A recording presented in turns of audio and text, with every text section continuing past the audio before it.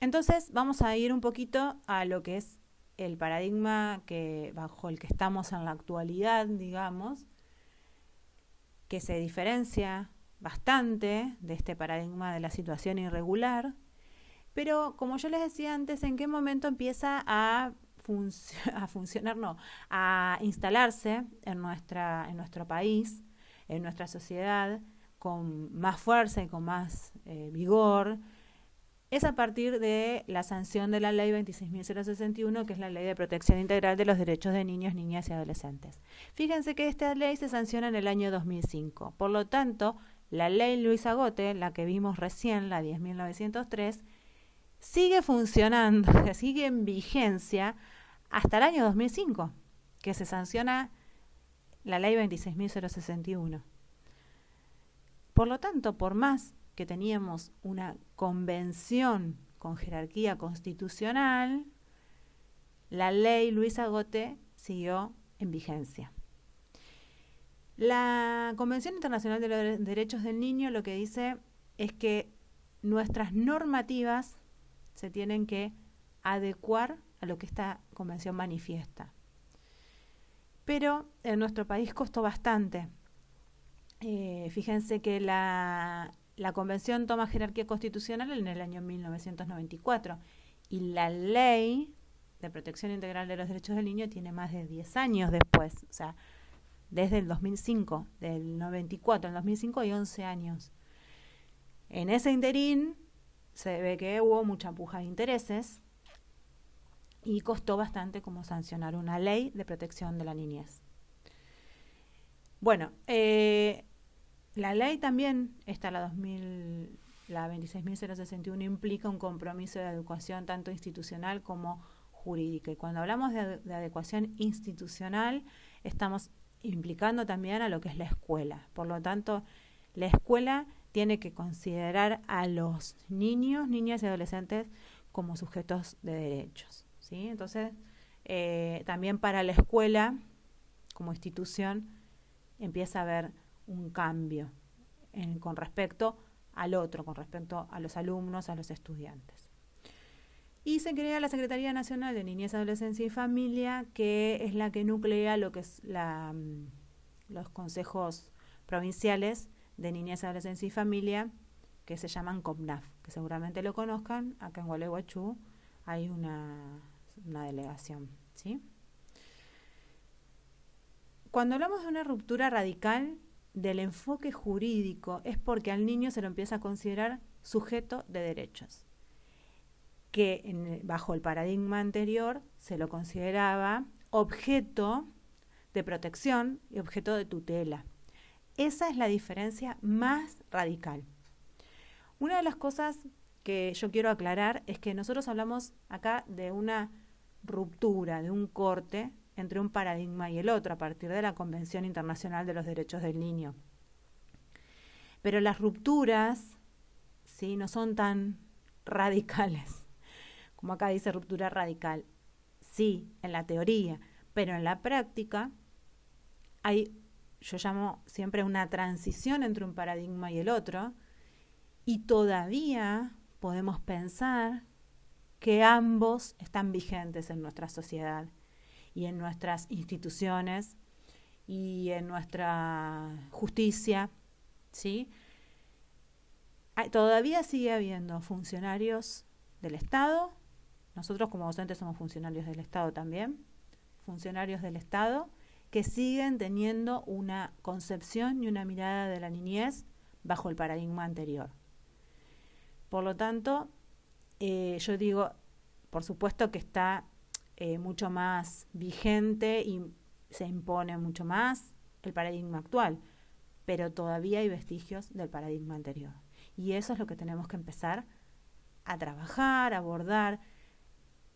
¿Por qué les digo esto? Fíjense cómo cuesta, y lo vamos a relacionar, vamos a hacer la relación con la ESI, cómo cuesta incorporar la ESI como educación sexual de forma integral en las escuelas. Entonces, ahí es lo que yo les quiero decir. Todavía hay vestigios de un paradigma anterior, donde se deja de considerar al niño o sea, o no se lo considera, no se lo deja de considerar, no se lo considera como un sujeto de derechos. Uno de los principios rectores de la Convención Internacional, vamos a aclarar un poquito porque nosotros hablamos de un cambio de paradigma, de una ruptura, pero no comenté en realidad qué significa la Convención Internacional de los Derechos del Niño. Lo que viene a plantear y lo que plantea es una ampliación de derechos para la niñez específicamente, ¿no? Para una categoría que es la niñez, que va de los 0 a los 18 años, son derechos que ya esa categoría del individuo los tiene por ser humano, ¿no? Son los derechos universales, pero se empiezan a plantear derechos específicos para la niñez. Uno de los principios rectores, como yo les comentaba, es el interés superior del niño. ¿Y esto qué significa? Significa que lo que tiene que garantizar el Estado es su máxima satisfacción de derechos, lo más que se pueda, de forma integral, como venimos trabajando todas estas clases. La integralidad es todo lo que responde a su vida, vivienda digna, educación, salud, la salud también como de forma integral, bueno, todo lo que tiene que ver con lo que tiene que ver con la vida, con la vivencia de un niño, una niña y un adolescente, ¿sí? De forma integral y de forma simultánea. ¿Qué significa simultánea? Es que no podemos vulnerar un derecho para poder garantizarle otro, sino garantizarle todos los derechos de forma simultánea. Hoy te garantizo este, mañana te garantizo el otro. No. ¿Sí? Tiene que ser todos en el mismo momento que estén garantizados. Y logrando lo más que se pueda llegar, digamos, de esta satisfacción. Ustedes estarán pensando, esto es reutópico, en donde existe, no existe en ningún lado, por supuesto, es una ley, es teoría, y es lo que se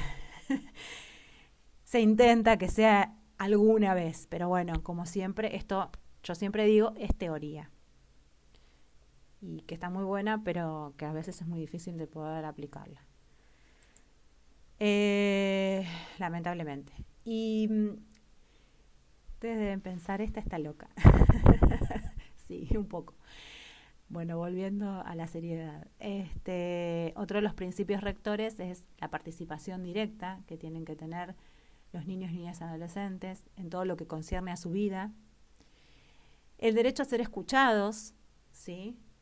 Frente a cualquier situación por la que estén pasando, tienen derecho a ser escuchados y a participar en las decisiones. Por supuesto que tiene que ver esto también con la evaluación de su madurez, ¿no? Pero existe lo que es la autonomía progresiva, que está escrito ahí, que es que nosotros como adultos lo que tenemos que propiciar, promover, es que estos niños, niñas y adolescentes sean cada vez más autónomos en sus decisiones.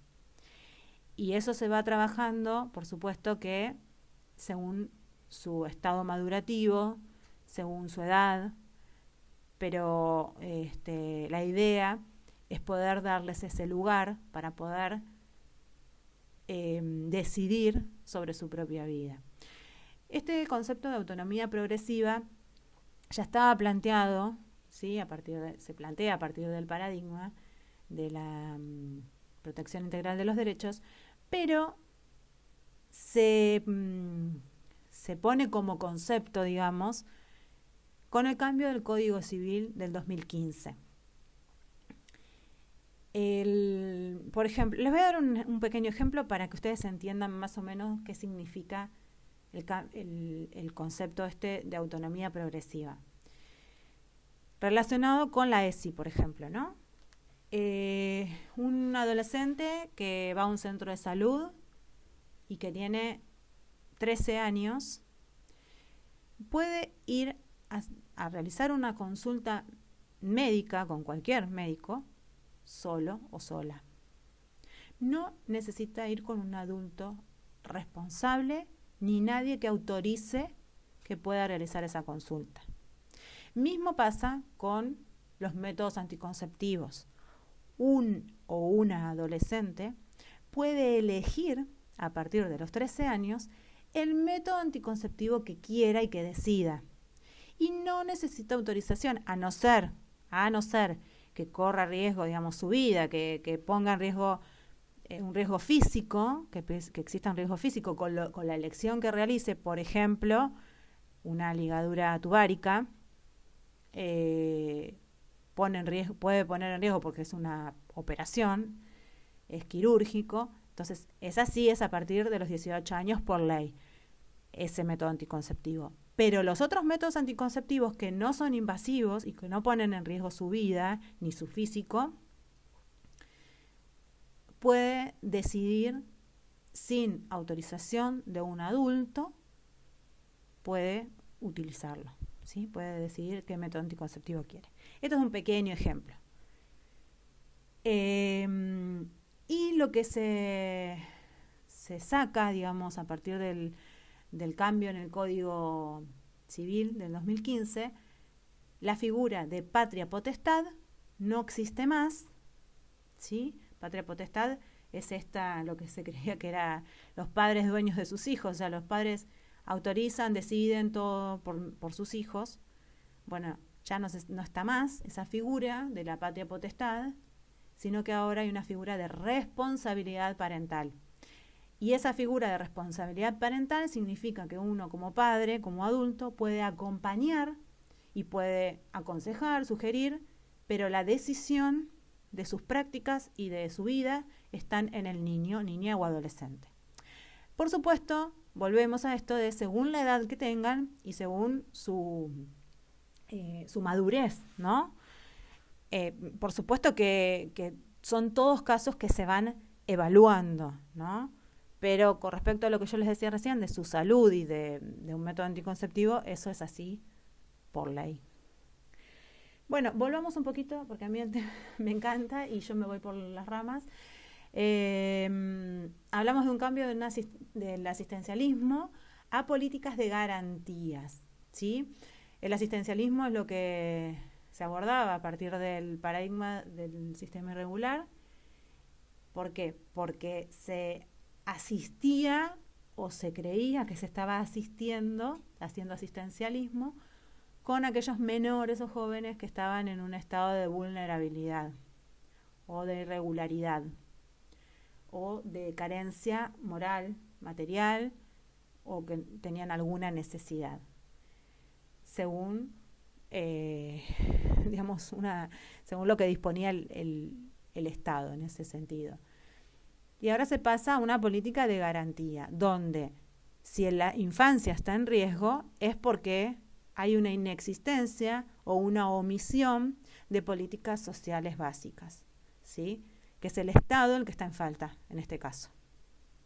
Entonces ya no es más un problema, una patología, algo individual, algo del niño específicamente o del menor, sino que es la falencia, la carencia, está por parte del Estado. Es el Estado el que no está cumpliendo, el que no está garantizando, ¿sí?, los derechos de estos niños, niñas y adolescentes.